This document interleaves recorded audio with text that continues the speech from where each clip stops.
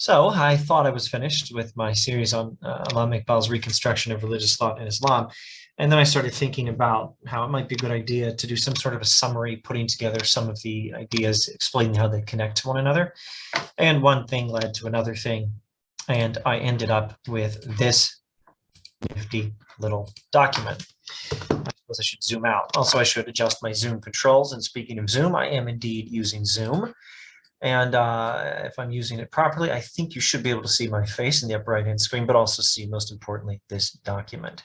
I hope the technology works well enough and you can see what I'm talking about when I'm talking about it. So this is, believe it or not, a very oversimplified account of illustration, a very oversimplified illustration of some of the ideas in the reconstruction of religious thought in Islam by Allama Iqbal. It is including only the ones I could understand to keep track of, and not even all of those. I wonder if I've understood even half of the ideas in this interesting book. And I don't think it's got a complete list of all the connections either. I tried to make it so you can trace the connections, although it still looks awfully cluttery. Middle rightward, it looks too cluttery if you ask me, but I don't know how to fix it other than by making maybe several separate maps of the ideas. Anyway, this is an incomplete map illustrating the connections between some of the ideas in the reconstruction of religious thought in Islam. And I wanted to go over it in this video. Now, I should mention that I have this in a PDF document. If it's easier for you than this video, you can get the PDF document possibly on my academia.edu profile. Alternatively, till I come up with a better way of organizing documents online for public access, email me, platoandaugustine@gmail.com, platoandaugustine@gmail.com. Email me there. That's Plato A&D Augustine@gmail.com. Email me there and ask me for the map of ideas in Iqbal's Reconstruction, and I should be able to send you the PDF. All right, so let's look over this with an emphasis on, well, on the connections, on everything really, but let's especially emphasize the starting points and the ending points of where some of these ideas come from and where they go. And let's mostly follow the structure of the book itself. So the book is giving us an empirical account of religion. It is in large part an attempt to integrate some insights from Sufism and modern science. Now, in chapter 1, we read that knowledge comes by interpreting experience. But this basically empirical account of knowledge is a little brief if we leave it at that. Beliefs derived from experience should be tested. So when you're giving an empirical account of religion and you're realizing that beliefs derived from experience should be tested, this leads to the idea that we need some tests we can use to evaluate religious beliefs derived from religious experience. Also an important point in chapter 1. And I think one of the conceptual starting points of the book is religious experience is a real thing. So religious experience is a real thing. Knowledge comes by interpreting experience. And we're giving an empirical account of religion, and that leads to tests we can use to evaluate religious doctrines. We need these tests if we can, and Bell says we can. We do indeed have tests we can use to evaluate religious doctrines. He suggests 2 of them. The intellectual test, chapter 2, and the pragmatic test, chapter 5. We'll return, I suppose, to the pragmatic test. Let's more or less follow the order of the book. The intellectual test, chapter 2, asks, is the world as we know it, including our knowledge derived from modern science, consistent with the religious view of the world? And it is. So that test, that is one way of testing a belief derived from religious experience. You know what, let's just repeat ourselves and go over some of this again. We're giving an empirical account of religion. That's what Iqbal's doing in this book. One of the starting points, conceptually speaking, of the book is the idea that knowledge comes by interpreting experience. Another starting point is religious experience is a real thing. Put those things together and you have this idea, well, also the insight that beliefs derived from experience should be tested. Put all that together, you get this. There are tests we can use to evaluate religious doctrines. Well, put all those ideas together, you get the need for tests. And then Iqbal further states there is such a thing as a test. One of those tests, this one, leads to, with certain insights explored in chapter 2, particularly the idea that matter is not independent of mind. Maybe we should say the world as we know it is not independent of mind. So that tells us, oversimplifying chapter 2 somewhat, reality as we know it is indeed consistent with the religious view. This idea that reality as we know it is consistent with the religious view leads immediately at the end of chapter 2 to the observation that we need to interact with reality, not just know about it. I believe that's where Iqbal says, prayer goes past philosophy. Philosophy can give us some information about reality, but we need a closer contact with reality. That's what religion does. And that's why we need prayer. Philosophy can tell us some facts about what is real, but what we really need is to know by interaction with what is real. We were not made simply to have ideas. We were made to live. And so we need to interact with reality, and that leads to the need for prayer. Incidentally, I've just suggested that action is more important than concepts, another key idea, and I believe you'll find it in the very first sentence of the text. So maybe we needed another arrow connecting this box, action is more important than concepts, with this other box. We need to interact with reality and not just know about it. But in any case, the idea that we need to interact with reality and not just know about it leads us to chapter 3 stuff. We need to interact with God. We need to know about God, but also interact with God. Now, what do we know about God? Let's explore, he says, the Islamic conception of God, and that occupies a lot of chapter 3. And one of the main points in chapter 3 is that God is infinitely creative. And God reveals himself through his continuous creation of this world. Another connection we could have drawn would link this back to an empirical account of religion, and even integration of insights from Islamic religious experience with modern science. God reveals himself through his continuous creation of this world, so we should take science very seriously. Religious people should take science very seriously. Islam teaches us to take science very seriously. The Quran teaches us that, says Iqbal. So God is infinitely creative and reveals himself through his continuous creation of this world. Also, prayer is how we interact with God. And in prayer, we're brought before God on equal terms. So the interesting conclusion of chapter 3 talks about the social equality that would result if we would all learn to pray as Islam teaches, as equals. Interesting, perhaps inspiring passage. The idea of God as infinitely creative, revealing himself through his continuous creation of the world leads to some other ideas, one of which is this account of the human being as the image of God. But let's note, this is another, I think this is another conceptual starting point in the text. Maybe I'm oversimplifying a bit. I mean, where does he get this idea? If you want to give a historical analysis, you're going to have to go back to the Torah, I suppose. In the image of God, God created him, male and female, created he them in the image of God, etc., something like that. The Torah in the Old Testament, the Bible, the Tanakh, tells us God created human beings in his image. But if you want to give a conceptual analysis of Iqbal's Reconstruction, where he's getting this idea, I think he's getting it directly from the Quran. The human being is the image of God, he says. And God, who is infinitely creative and reveals himself through his continuous creation of this world, has made us in his image, which means to be the image of God is to join in that work. To be the image of God is to have the responsibility to represent God on earth. The image of God is less a metaphysical description of what we are and more a moral and practical description of our job. The image of God is a job description. The image of God is to have the responsibility to represent God on earth and to join in God's creative work. Part of that involves the idea that human beings have free will. And this connects, again, to the idea that action is more important than concepts. Our free will plus our responsibility as the image of God teaches us that action is more important than concepts. Now, what else do we get directly from this insight that God is infinitely creative and he reveals himself through his continuous creation of this world? The idea that all is holy ground, but I suppose I mentioned that too early. Let's come back to that later. Action is more important than concepts. So as early as chapter 3, we need to know about God and interact with God. God is infinitely creative and he reveals himself through his continuous creation of this world. Prayer brings us before God on equal terms. We're already getting to some of the endpoints. Here's one of the endpoints. All people on earth should be equal. That's one of the endpoints of this text. And this account of God is infinitely creative, plus us as the image of God, plus the account of our having free will, and the idea that action is more important than concepts. Concepts are important.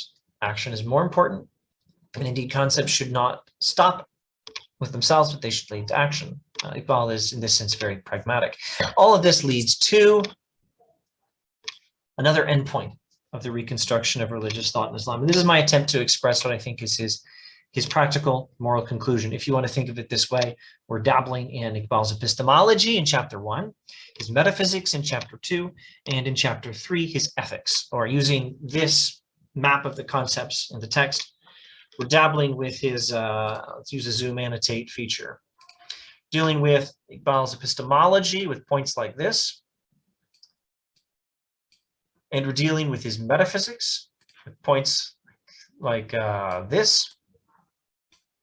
And we're dealing with his ethics when we get to points like this.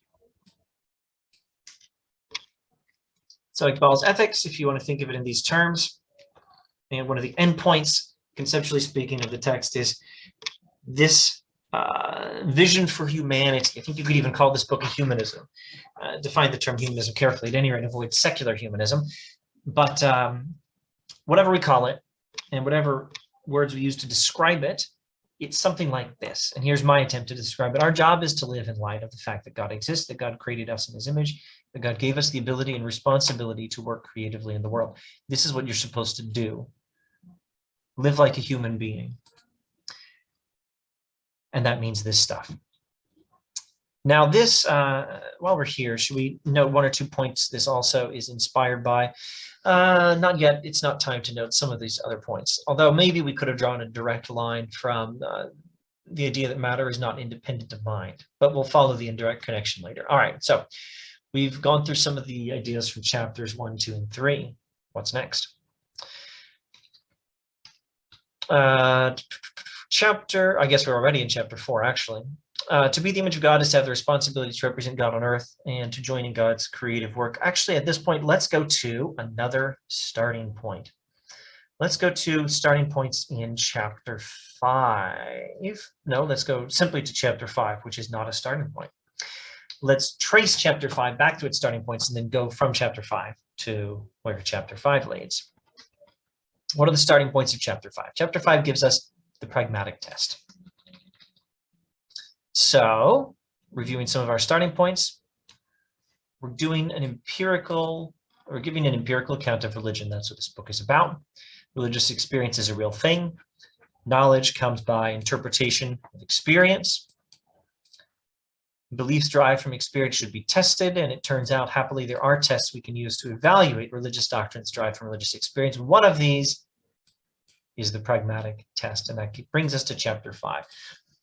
Simplifying a bit, perhaps, the pragmatic test is, what is the cultural result of a prophet's message? We're using language where Iqbal borrows explicitly from William James, and William James is borrowing from Jonathan Edwards, and Jonathan Edwards is borrowing from Jesus in the New Testament.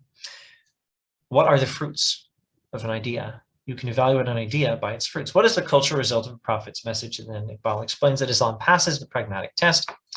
And this idea also leads us to more support for this account of what it means to be human. What it means to be human is not primarily to be a particular kind of thing, although it does include that. To be human is, above all, to have a certain responsibility, to have the responsibility to live in a particular way. Now, I think we can move towards chapter 6. Now, I'm not going to cover everything in chapter 6. Indeed, we didn't even cover immortality in, I think that was in chapter 4. So we talked about matter not being independent of mind. That's some metaphysics in chapter 2. Picking up on this, in chapter 6, Iqbal notes, the soul is not separate from the body. We could go over this in some detail, but I just suggest go back and find an earlier video or read the relevant passages in chapter 6. The soul is not separate from the body. And this teaches us that church is not separate from state, which is connected to the idea that all is holy ground. Now, that idea also comes from God is infinitely creative, and he reveals himself through his continuous creation of this world. All that God creates is therefore holy ground. The church is not separate from the state. All is holy ground. And that leads us to, again, the responsibility to live in holy ground in a holy way, which means be the image of God, act like the image of God, represent God on earth by joining in God's creative work, join in the work of renewing and creating this universe. Although we're primarily explaining Allama Iqbal, an Islamic philosopher of the Indian subcontinent, we can again make a connection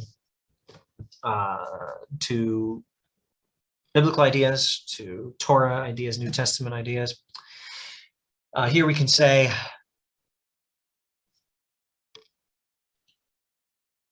our responsibility is to live in the 8th day of creation. This is the way some people talk about the days of creation in the opening chapters of Genesis. God creates the world. God does this, God does that on days 1 through 6. And then God rests on the 7th day. And the 8th day of creation is our job. It's our job to build up creation the 8th day. That way of talking might actually be somewhere in, off the top of my head, I don't even remember which chapter. There are passages where Iqbal talks about creation and whether to read an account like the Genesis account, literally, that sort of thing. It's somewhere in the text. Anyway, so that's another way of getting to this particular endpoint. I think we're actually nearly finished with this. Let's go now to chapter 7. There are 3 phases of religious life. There's unquestioning trust and authority. And then there's the phase where we do metaphysics, where we use reason to understand the nature of reality, including God in our account of things. And this, I dare say, we can connect to the account of God in chapter 3, into the metaphysical account of reality in chapter 2, showing that we can include God in our account of things, etc., etc. But all of this, as chapter 2 itself says, means we need to go beyond. It's not enough merely to have unquestioning trust in the authority of something, some command God gave us. It's not enough merely to have some working understanding of the nature of reality that includes God, but also includes our understanding of the world God made. Religious folks should take science seriously, etc., etc. We also need to move past that to direct contact with God. Now, the idea that we must have direct contact with God, in chapter 7, that's presented as the 3rd phase of religious life. But this idea also connects to something else he says in chapter 7, which also goes back to something he says in chapter 1. Religious experience is a real thing. So that's a conceptual starting point for this book. And we saw how it connects to things in chapters 1, etc. But it also connects, go up, go to the right. It connects to the idea that we can and must seek direct contact with God. And that leads us to discovering through our interaction with God how much more there is to ourselves. Now, this could have, again, connected. I keep thinking of all these other arrows we could have drawn. It's probably for the best I didn't think of them, think of all the connections when I was making this document. Or this picture would have been even worse, even harder to keep track of. Discovering through interaction with God how much more there is to ourselves. This could have connected to some things in chapter 2. Matter is not independent of mind. Chapter 5 on body and soul, or body and mind, in chapter 6. In chapter 7, Iqbal explains that this 3rd phase of religious life, where we seek direct contact with God, leads us to understand God better. It's about mystical religious experience, but it also teaches us there's more to ourselves because we are the image of God. It shows us how much more potential a human being has than we have currently realized. In fact, maybe I should summarize it this way. Maybe I should summarize that final moral point I mentioned. One of the end points of this book, the moral implication. Realize your human potential. This book is in large part about realizing human potential. This book is about living up to our potential as beings made in the image of God, who has the responsibility to join with God in continuing the creation of this universe. That's what you can do. That's what you're made to do. Go out and freaking do it. Okay, so these ideas connect in ways I haven't even illustrated. It's already a rather complex illustration. But through religious experience, through this 3rd phase of religious life, through seeking direct contact with God, we discover through our interaction with God how much more there is to ourselves. And this, combined with and supported by the idea of what the image of God is, we are strengthened for a better life in the world, a better active life in the world, a better creative life in the world, which again connects to something he says in chapter 7 as well. Action is more important than concept, and both of these insights lead to that final point. Our job is to live in light of the fact that God exists, created us in his image, gave us the responsibility, the ability and responsibility to work creatively in the world. Realize your unrealized human potential. Now, this doesn't mean defy religious authority. It means discover, something he says in chapter 7. Discover within yourself the law. There may be some law that you have to unquestionably follow in the earlier phase of religious life, but in the third phase, you can discover within yourself that very law. And this will connect, I dare say, to some remarks in chapter, chapter where he talks about the principle of movement and the structure of Islam, chapter 6. Some remarks in chapter 6, more stuff that's not on this map. Some remarks in chapter 6 about how Islamic culture and Islamic law, and indeed humanity as such, need to live according to certain eternal principles, but also be in motion. Don't have eternal principles adhered to in such a way that life is stifled and there's no future creativity. No, no, no. There are eternal principles, but there is also fresh, creative, new ways of life. So the old religion, the old religious ways are kept. We're transcending them. No, that's not the right way of phrasing it. We're keeping them. We're taking out anything in them that was misunderstood in such a way that it prevented us from joining God in that creative work. But we're certainly keeping the true, revealed religion that teaches we're the image of God and we have these responsibilities, etc., etc. All right, I hope this was helpful. I reiterate, I'm not a scholar. I think there is a ton of this book, maybe well over half. I still have barely begun to understand, if that. Thanks for watching. I hope this is helpful for someone who wants to understand a little bit about an interesting philosopher. Bye.